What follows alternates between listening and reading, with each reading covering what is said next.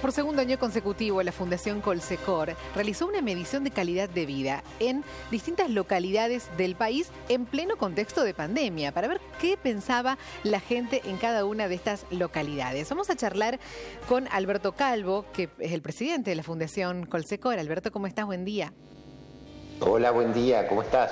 Un placer, Alberto, como siempre, cada vez que charlamos, para que nos cuentes de estas mediciones que hacen. Bueno, esta es muy interesante porque se da por segundo año consecutivo un contexto de pandemia, un contexto pandémico que nunca antes se había vivido en el mundo. Por lo tanto, la vida, como ya sabemos, se nos dio vuelta totalmente. ¿A qué conclusión llegaron con este estudio?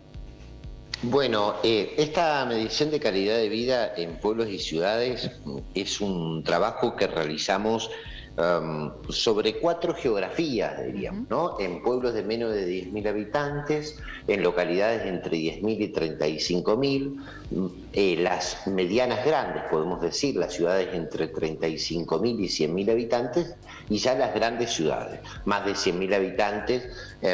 Recorrimos todo el país, digamos, en el registro y la participación ciudadana sobre 73 tópicos, y allí nos encontramos ya con algunas confirmaciones de tendencias a partir del primer trabajo que se hizo en el primer año de la pandemia, sí, justo en la mitad del 2020, y esto que también se considera en estas perspectivas justo en la mitad del segundo año de la pandemia. Ojalá que el año próximo sea ya en el año de la pospandemia cuando nos toque ir hacia esta medición de calidad de vida. Y así nos encontramos con que ha crecido el estrés, la tristeza, las preocupaciones, la intranquilidad, más en las grandes ciudades que en las pequeñas y medianas ciudades. Eso. Y fundamentalmente en las mujeres se ve de manera destacada este mayor estrés, esta mayor tristeza, preocupación e intranquilidad. Después hay distintos tópicos en los cuales fuimos trabajando, como te decía, en 73 preguntas a los participantes. Hay muchas preguntas quiero hacerte. Ahí distinguiste las mujeres de los hombres. ¿Por qué te parece? ¿A qué se debe?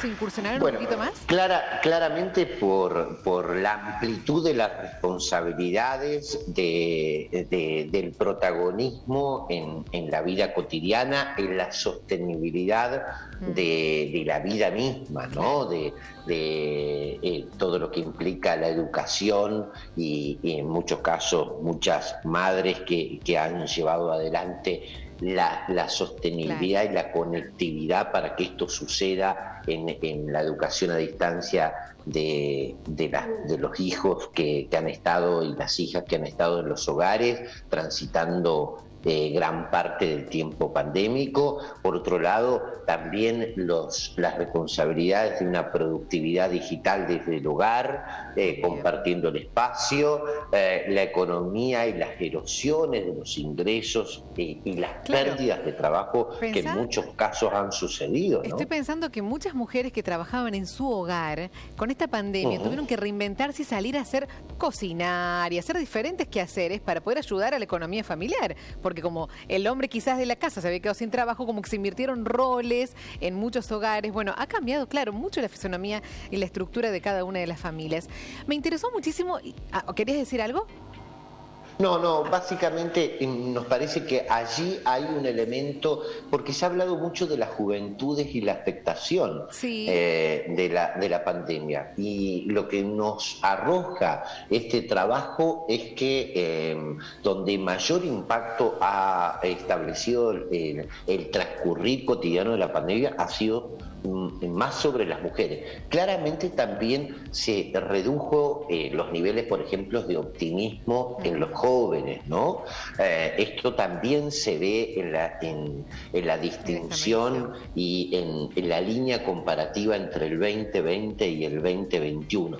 En general, podríamos decir que en la comparación interanual hay una percepción del deterioro de la calidad de vida mayor en este 2021 que el 2020, ¿no? Eso, se nota, hay gran diferencia entre un año y otro. Claro, han cambiado las cosas. Alberto, en el título ahí estamos titulando justamente mostrando que según esta medición que ustedes hicieron, primó la solidaridad, el cooperativismo. en contraposición de la autonomía. Qué interesante ese tema, ¿no? O sea, esta pandemia nos ha unido, más allá de todo lo que sufrimos, nos ha unido mucho como sociedad. Exactamente, yo creo que allí aparece claramente la solidaridad, también en las búsquedas de una sostenibilidad y una dificultad de cómo llevar adelante la vida económica, familiar de las personas, ¿no? Entonces, esto que vos señalabas en la pregunta de las creatividades que se tuvieron que asumir para salir o transitar este momento tan excepcional, de alguna manera empezaba a despertar solidaridad. Y fíjate que se ha hablado tanto de las libertades individuales, cómo han sido afectadas en los aislamientos, etcétera, etcétera. Bueno, a nosotros en nuestra medición de calidad de vida aparece de manera mucho más destacada la solidaridad que las cuestiones que tienen que ver con los valores respecto a las libertades y las autonomías. Qué bueno, ¿ves? Eso es algo que vamos a tener que destacar después que pase esta pandemia. Me contabas que distribuyeron las localidades por conglomerados, por cantidad de habitantes. ¿Se nota mucho la diferencia de este contexto pandémico y consecuencias entre un lugar con muchos habitantes y un pueblito más pequeño donde todos se conocen, donde la vida es muy diferente? Sí, respecto a los temas, yo diría, centrales, ¿no? De evaluación cotidiana, inseguridad, satisfacción laboral. Allí hay un nivel de satisfacción mucho más alto a medida que uno desciende en la escala de la densidad poblacional, ¿sí? Ahora, en el tópico que encontramos, si se quiere, una luz de alerta es en la percepción respecto a la salud en los pequeños pueblos. Claro. ¿Sí?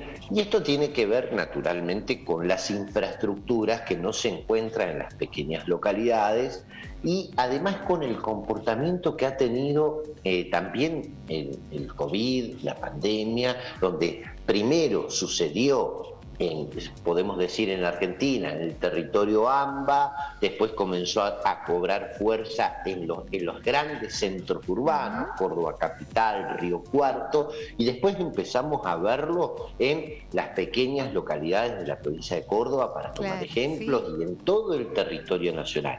Ahora, cuando llegó esa ola de contagios a esas pequeñas localidades, y había un nivel muy alto de ocupación de las camas, de emergencia, UTI y todo lo que sabemos, comenzaba a crearse una inseguridad de si no hay disponibilidad de infraestructura sanitaria para las personas que viven en los grandes centros urbanos, ¿qué pasa para quien está a 150, 200 kilómetros y se tiene que trasladar y cómo se tiene que trasladar? Bueno, yo creo que ahí también vamos a poder ver el año próximo qué hay respecto al punto de la salud y las percepciones, porque también es verdad que se ve una evolución, y esto más allá de este estudio, una evolución de la consideración de un trabajo de telemedicina que puede tener mucha fuerza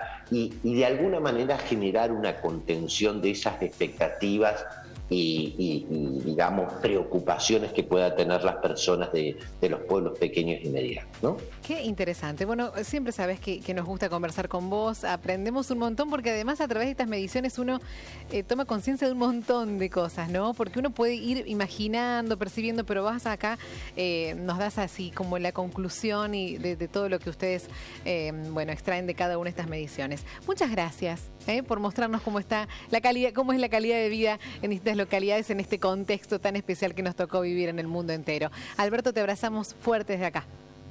Abrazo grande, un placer. Hasta la próxima.